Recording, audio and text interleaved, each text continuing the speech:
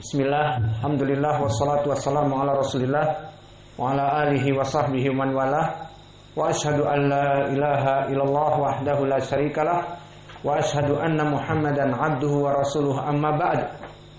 Pada kesempatan hari ini, hari Rabu malam Kamis 1 Desember 2021, kita lanjutkan kajian di Ma'had Muqbil Al-Wadi'i di Fakultas Ilmu Fiqh dari kitab Umdatul Ahkam, dan materi yang diberikan oleh pembicara hanya sekedar menterjemah atau alal masyi, tidak penuh dengan syarah dan pentahrijan hadis ataupun permasalahan khilafiyat, tidak. Karena tujuan kita memang untuk memahami kitab, matan, dan diusahakan menyelesaikan Umdatul Ahkam mungkin dalam waktu 2 bulan, 3 bulan dari sekarang. Karena kita belajar tiap malam, alhamdulillah. Sekarang kita masuk kepada bab sifatu atau babu sifati salatin Nabi sallallahu alaihi wa ala alihi wasallam. Maka ucapan Al-Maqdisi babu sifati salatin Nabi sallallahu alaihi wa ala alihi wasallam, maka babu di sini kenapa marfu? Karena khobar dari mubtada yang mahdhuf, takdirnya hada babu, dan babu mudhaf, sifati mudhafun ilaih, dan sifati juga mudhaf untuk salatin Nabi sebagai mudhafun ilaih. Maka seterusnya seperti itu.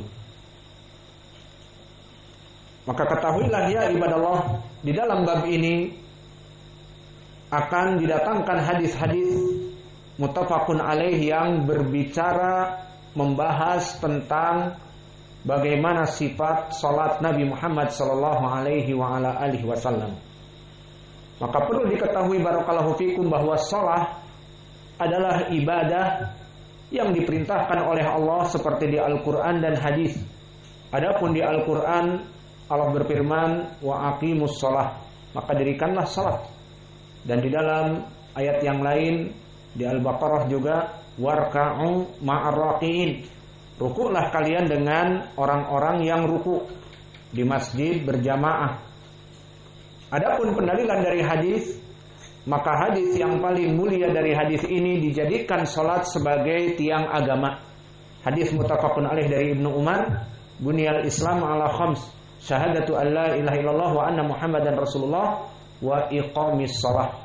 Dijadikan bahwa salat itu dari rukun agama yang 5, dan dijadikan dia di ranking kedua setelah seseorang bersyahadat masuk kepada Islam maka melaksanakan salat. Dan di dalam hadis-hadis yang lain yang muttafaqun alaih juga dari berbagai sahabat telah banyak kisah bagaimana Nabi Muhammad sallallahu alaihi wa ala alihi wasallam diperintah melaksanakan ibadah ini langsung dari Allah Jalla wa ala. Maka di kisah Isra wa Mi'raj, lama urija ila sama, di saat Nabi diangkat ke langit, hadis yang muttafaqun alaih dari berbagai sahabat, di saat naik ke Sidratul Muntaha bertemu dengan Allah, langsung oleh Allah diperintahkan salat 5 waktu yang jumlahnya 50. Kemudian turun bertemu dengan Musa. Setelah diceritakan apa yang terjadi, mintalah keringanan kepada Rabb kamu. Akhirnya minta keringanan menjadi demikian, minta keringanan lagi karena umatmu pasti tidak akan mampu. Dan ternyata benar. Di ujung-ujungnya Allah memerintahkan 5, dan Nabi bertemu dengan Musa untuk meminta keringanan, tidak berani. Nabi merasa tidak berani lagi, cukup, sudah. Ternyata 5 ini pun berapa banyak kaum muslimin yang meninggalkannya. Waktu sholat duhur masih di kebun, ditinggalkan. Sampai asar ke rumah pun tidak sholat asar. Maghrib dan isya mungkin makan malam kemudian tidur. Maka itulah siklus kehidupan. Dan bangun 6:30 atau jam 6. Atau kadang bangun mungkin masih ada waktu remang-remang, tapi memang tidak mau sholat. Maka 5 waktu yang sederhana ini pun orang-orang yang notabene mengaku muslim merasa berat sholat 5 waktu. Padahal 5 waktu ini hanya sekedar 10 menit ataupun paling banter 15 menit. Kalau sholat sendirian dengan imam mungkin 20 menit, maka sangat mudah sekali. Maka karena ibadah sholat yang diperintahkan oleh Allah tadi wajib, maka sholat itu masuk kepada ibadah. Apa makna ibadah? Didefinisikan oleh Imam Ibn Taimiyah dan diikuti muridnya. Berkata Imam Ibn Taimiyah di kitabnya Al-Ubudiyah, definisi ibadah adalah ismun jami'un bima yuhibbuhullah wa yardah min qaulin wa fi'lin wa i'tiqad. Maknanya adalah perkara segala yang dicintai oleh Allah, maka dia itu adalah ibadah, meskipun dari amalan lisan atau amalan badan atau amalan hati. Seperti bersyukur amalan hati, seperti bersabar amalan hati, seperti ikhlas niat amalan hati. Maka semuanya dinamakan ibadah. Maka sholat masuk kepada amalan apa?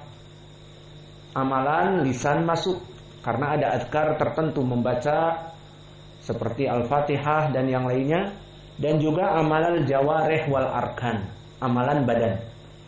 Maka kalau sholat itu hukumnya tadi wajib, dan dia adalah rukun dari Islam, dan dia termasuk dari ibadah, maka kalau dia itu ibadah dan diperintahkan oleh Allah, maka sifat dari sholat itu harus tauqifiyah, harus datangnya sifat tersebut dari Allah dan Rasulnya. Maka Allah tidak akan menerima ibadah sholat ini dari seseorang yang tidak sesuai dengan sunnah-sunnah nabinya. Dan ini sesuai dengan hadis yang diriwayatkan oleh Imam Al-Bukhari dari Malik ibnul Huwairits. Berkata Rasulullah sallallahu alaihi wasallam setelah diperintahkan salat, "Wasallu kama ra'aitumuni usolli." Maka salatlah kalian seperti kalian melaksanakan dan melihat aku salat. Seperti kalian melihat aku salat, maka salatlah dengan sunnahku. Maka oleh sebab itu dijadikan mizan, dijadikan timbangan kapan diterima seseorang salat duhur, salat asar, salat 5 waktu. Kapan? Selama dia itu mengikuti sunnah nabinya, dan selama dia keluar dari rules, keluar dari law, menjadi out of law, keluar dari hukum-hukum sunnah menjadi bid'ah, maka tidak diterima. Sesuai hadis yang muttafaqun alaih dari sahabat Aisyah radhiyallahu anha, "Man ahdatsa fi amrina hadza ma laysa minhu fahuwa rad." Wa fi riwayah, "Man amila amalan laysa fihi amruna fahuwa rad." Maknanya, barang siapa seseorang yang melaksanakan, dia itu adalah ibadah, perkara yang dicintai oleh Allah, dan dia tidak mengikuti sunnah-sunnah nabinya, melaksanakan sholat tetapi tidak mengikuti sunnahnya, maka ditolak. Maka ini dari permasalahan sifat sholat Nabi. Maka permasalahan sifat sholat Nabi ini perkara yang sangat penting, karena dia adalah syarat diterimanya sholat harus mengikuti sunnah Nabi. Kemudian sifat sholat Nabi sangat banyak dari subbabnya. Maka dimulai sifat sholat Nabi di sini dari mulai pertama bertakbir dan setelahnya. Maka kita masuk kepada hadis pertama, dan pembahasan hadis ini permasalahan tentang doa al-istiftah, doa pembukaan. Maka seseorang jika melaksanakan salat, diawali masuknya seseorang kepada ibadah salat dengan takbir. Di saat berkata Allahu Akbar, setelah imam melaksanakan takbir, dia Allahu Akbar. Jika dia munfaridan, maka dia yang menjadi sumber takbir. Allahu Akbar. Mulai dari itu dia telah masuk kepada ibadah salat.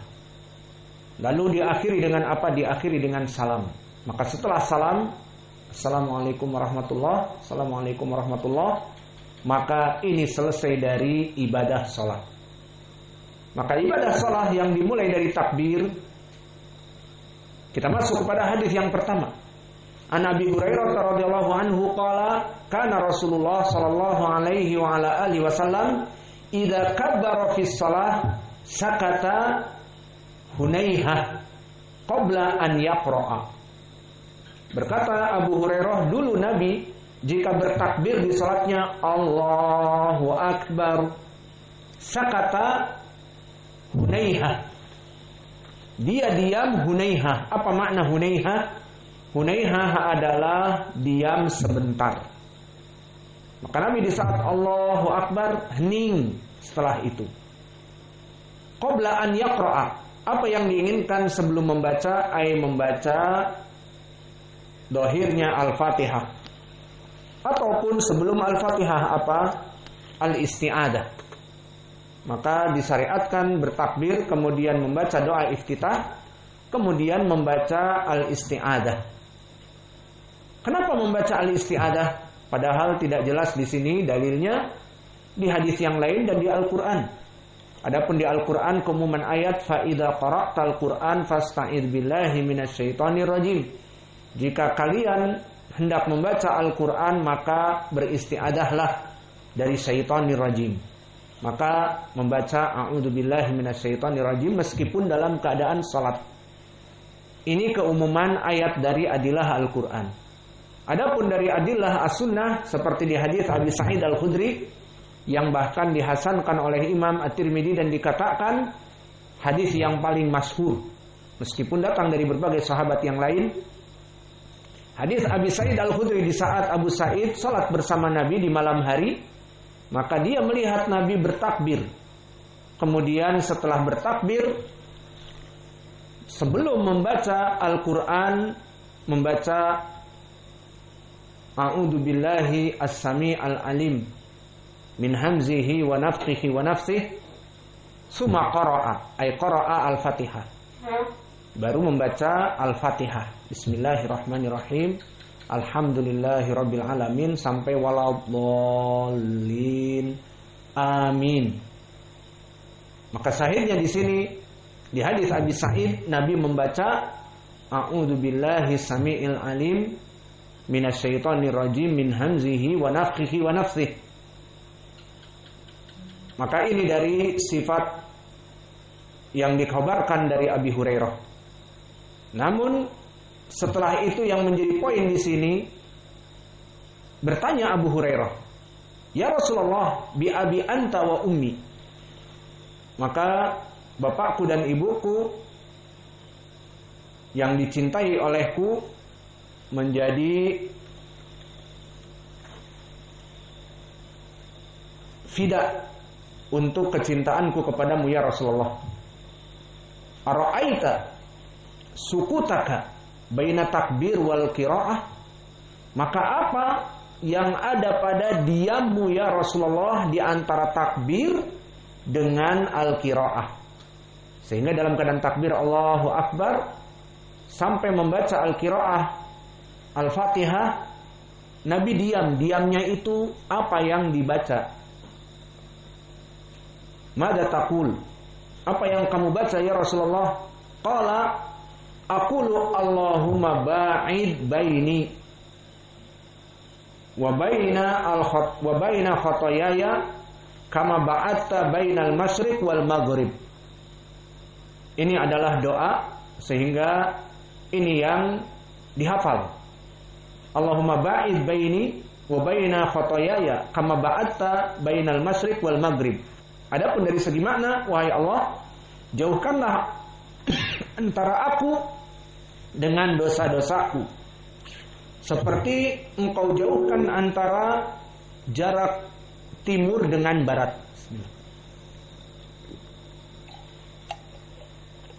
Maka jarak posisi timur dengan barat jauh, saling bertolak belakang antara timur dengan barat.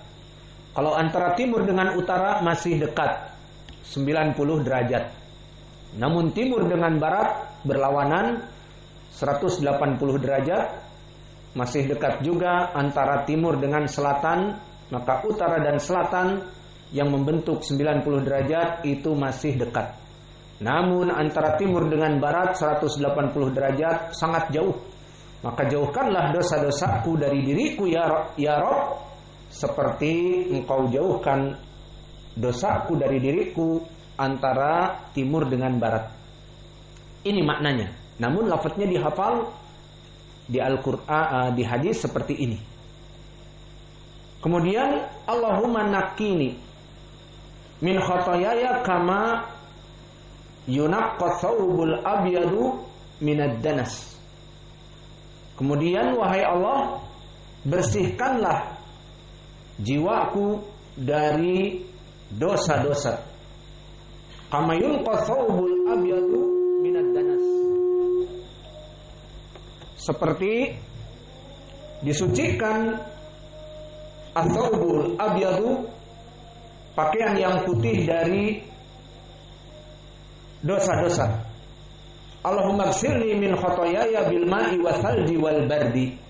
Maka wahai Allah, sucikanlah aku dari dosa-dosaku dengan air dan dengan salju dan dengan al-bard.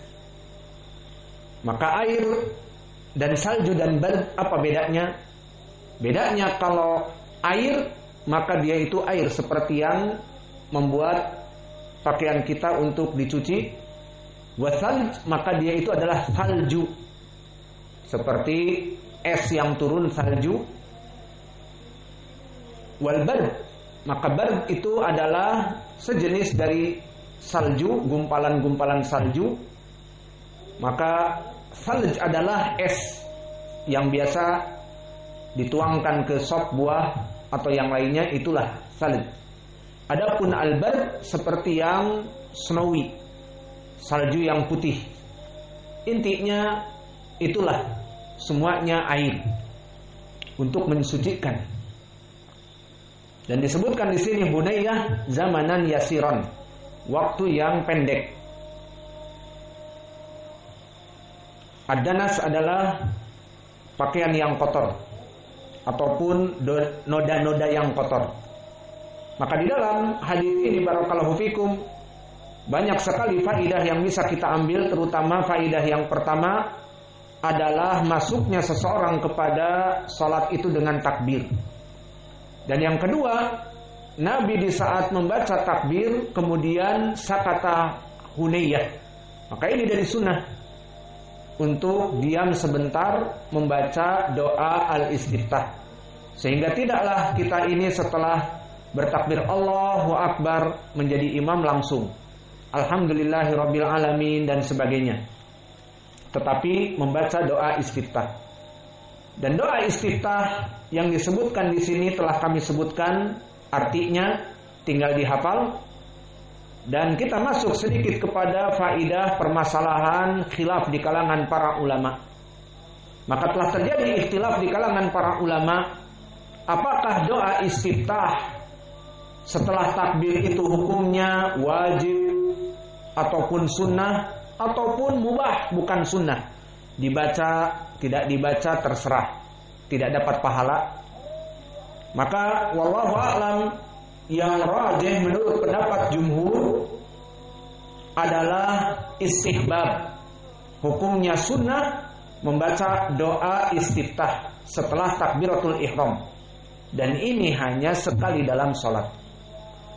Adapun pendapat yang menyelisihi jumhur seperti pendapat Imam Malik mengatakan la yusra, tidak disyariatkan doa istiftah. Doa istiftah tidak disyariatkan.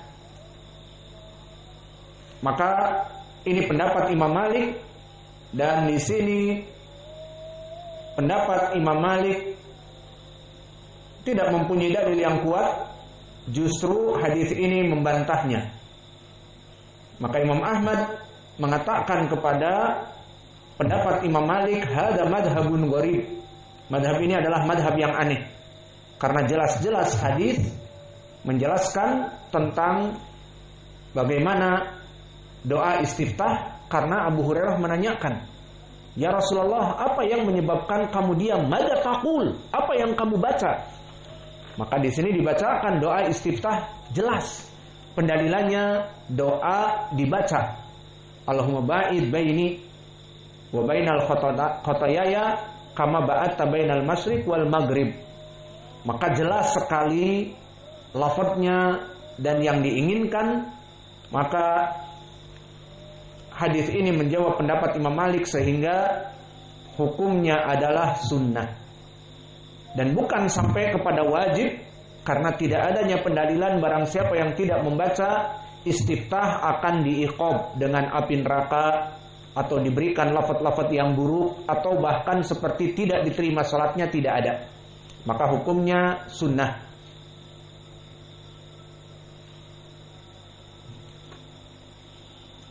Kemudian kita tutup pelajaran kita tentang pembacaan al-istiftah di hadis Abi Hurairah ini dengan faidah di sana ada pembacaan dari qiraah doa istiftah yang lain. Maka doa istiftah bukan hanya di lafaz Abi Hurairah yang ada di Umdatil Ahkam ini, Allahumma ba'id baini wa bainal khotoyaya kama ba'atta bainal masyriq wal maghrib. Bukan ini saja, tetapi ada lafaz-lafaz yang lain yang bisa diamalkan. Maka lafaz yang kedua datang diriwayatkan oleh Imam Ali ibni Abi Thalib, diriwayatkan oleh Imam Muslim. Disebutkan oleh Ali bahwa dulu Nabi Muhammad SAW idza qama ila shalah, jika dia telah berdiri dalam keadaan salat, qala, dohirnya setelah takbir, wajahtu wajhiya lilladzi fatara samawati wal ard hanifan wa ma ana minal musyrikin inna salati wa nusuki wa mahyaya wa mamati lillahi rabbil alamin la syarika lahu wa bidzalika umirtu wa ana minal muslimin. Ini juga dari doa istiftah dari sahabat Ali. Dan dari segi derajat, dia derajatnya di bawah derajat hadis Abi Hurairah, karena hadis Abi Hurairah muttafaqun alaih dan hadis Ali diriwayatkan oleh Imam Muslim. Dan saya pribadi waktu kecil lebih mengetahui hadis ini. Wajahtu wajhiya lilladzi, karena di sekolah disuruh menghafal hadis ini waktu SD. Antum bagaimana? Ini yang banyak dilakukan. Di kebanyakan masjid-masjid di Indonesia diajari ini ya. Wajahtu wajhiya lilladzi. Adapun Allahumma ba'id baini jarang. Padahal dia kedudukannya muttafaqun alaih. Maka ini qiraah yang kedua. Dan qiraah yang ketiga ada juga, yang mana kisahnya dari Abdah, seorang tabi'i, bahwa Umar ibn Khattab dulu membaca secara zahir kalimat-kalimat yang dibaca di dalam salat di saat istiftah. Dikatakan subhanakallahumma wa bihamdika tabarakasmuk wa ta'ala jadduk wa la ilaha ghairuk. Lafaz ini lebih pendek dan hadis ini datang dari Umar. Dulu Umar membacanya. Maka apakah ini ucapan Umar? Kalau ucapan Umar berarti bukan dalil asalnya, karena yang menjadi dalil ucapan Nabi. Maka telah datang riwayat wa an Qatadah annahu kataba ilaihi yukhbiruhu an Anas ibni Malik annahu haddatsahu. Bahwa datang riwayat bahwa Qatadah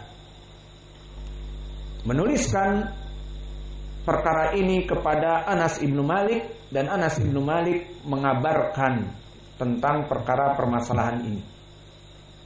Maka ini masuk doa yang ketiga. Maka dari tiga lafaz ini, apa yang akan kita baca? Maka dalam permasalahan seperti ini jawabnya seperti di fatwa-fatwa ulama al-mu'asirin, Syekh Ibnul Utsaimin dan Syekh kami Mukbil juga kami dengar. Lalu bagaimana ya Syekh dengan doa-doa istiftah yang banyak ini, yang zahirnya ada kita sebutkan tadi 3 yang diriwayatkan oleh Al-Bukhari dan Muslim dan riwayat Muslim. Maka bagaimana kita mengamalkannya? Dijawab oleh Syekh kami Mukbil dan Ibnul Utsaimin rahimahumullah, diusahakan untuk setiap muslim membaca apa-apa yang warid dari sunnah. Dan itu nasihat Syekh kami juga, di mana seorang ahli sunnah tidak sempantasnya dia itu mengetahui hadis-hadis yang sahih dan meninggalkannya. Maka oleh sebab itu kita sebagai penghidup sunnah, dan alhamdulillah kita mempunyai masjid sunnah, dan kita ekosistemnya ekosistem ahlu sunnah. Di sini kita semua macan-macan sunnah, sehingga tidak pantas bagi kita ada sunnah kemudian kita tinggalkan di masjid ini, ada sunnah dan tidak diamalkan di pondok pesantren ini. Kalau kita tidak mengamalkan sunnah, maka siapa lagi yang akan melaksanakan sunnah? Kalau kita tidak menghidupkan sunnah, lalu siapa lagi yang akan menghidupkan sunnah? Karena di masjid-masjid awam kalau kita lihat sunnah itu tidak diketahui, dan bahkan jika diamalkan akan dijauhi karena menyelisihi kebiasaan. Maka jawabnya, jika kalian mengetahui dengan sanad yang sahih seperti doa istiftah yang ada 3, maka usahakan untuk mengamalkannya dalam berbagai keadaan, dipilah dan dipilih. Misalnya pekan ini dengan hadis Abi Hurairah, Allahumma ba'id baini wa bainal khotoyaya. Kemudian di pekan yang akan datang di hadis Ali bin Abi Thalib, wajjahtu wajhiya lilladzi fatara samawati wal ard hanifa wa ma ana minal musyrikin, inna salati wa nusuki wa mahyaya wa mamati lillahi rabbil alamin, la syarika lahu wa bidzalika umirtu wa ana minal muslimin. Seperti yang kita hafal dari kecil. Itu di minggu yang kedua. Lalu boleh melaksanakan di minggu yang ketiga dengan lafaz yang pendek, subhanakallahumma wa bihamdika tabarakasmuk wa ta'ala jadduk wa la ilaha ghairuk. Selesai. Maka terus seperti itu. Minggu pertama Abi Hurairah, dari Abi Hurairah, minggu kedua dari Ali bin Abi Thalib, minggu yang ketiga dari Anas dan Umar. Maka ini lebih baik. Dan di sini amalan ini insya Allah kita menjadi penghidup sunnah. Oleh sebab itu ya ibadallah, usahakan dari beberapa lafaz-lafaz adkar kita hidupkan. Mulai dari adkar setelah sholat kita hidupkan, seperti kita di sini setelah salam memberikan takbir 3 kali, assalamualaikum warahmatullah, assalamualaikum warahmatullah, kemudian mentakbir 3 kali, Allahu akbar, Allahu akbar, Allahu akbar. Dalilnya dari mana? Hadis Al-Bukhari dari Ibnu Abbas, di mana Ibnu Abbas mengatakan dulu di zaman Nabi Muhammad SAW, idang qada min salatihi, bahwa Nabi setelah selesai dari salatnya yukabbir, dia bertakbir. Dan bertakbirnya di sini dengan suara yang tinggi. Sampai Ibnu Abbas pun mengatakan di lafaz yang lain bahwa di zaman Nabi kita mengetahui selesai Nabi dari salat dan para sahabat itu dengan mengangkat suara di dalam takbir dan dzikir-dzikir yang lain.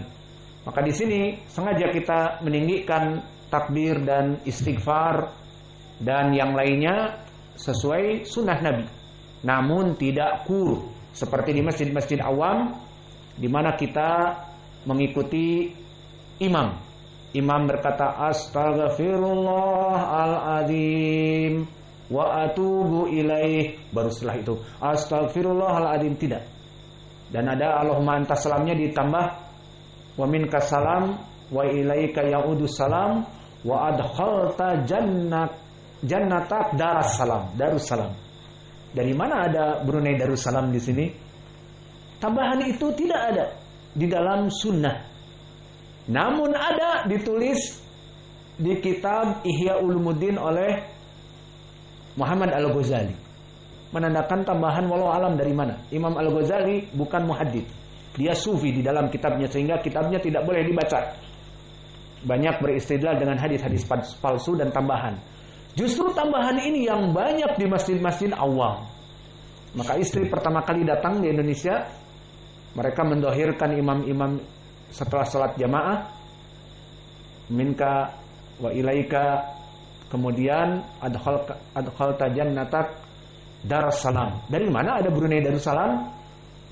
Hanya di Indonesia saja. Mereka hidup di Arab dari semenjak kecil sampai mereka besar tidak pernah mendengar itu. Maka di sini pun butuh perhatian. Maka kesimpulannya barakallahu fikum, doa istiftah ada 3 macam di sini, kita baca satu persatu bergiliran. Dan begitupun tentang permasalahan azkar yang banyak, maka kita hidupkan. Dan begitupun dari salam. Nanti akan kita bahas salam itu ada 4 macam. Maka bagaimana nanti akan datang waktunya untuk menjelaskan. Dan sekarang sudah masuk kepada waktu Isya, maka kita cukupkan kajian kita di sini. Wa naktafi ila huna wa jazakumullahu khaira wa barakallahu fi ilmikum subhanakallahumma wa bihamdika astaghfiruka wa atubu ilaik.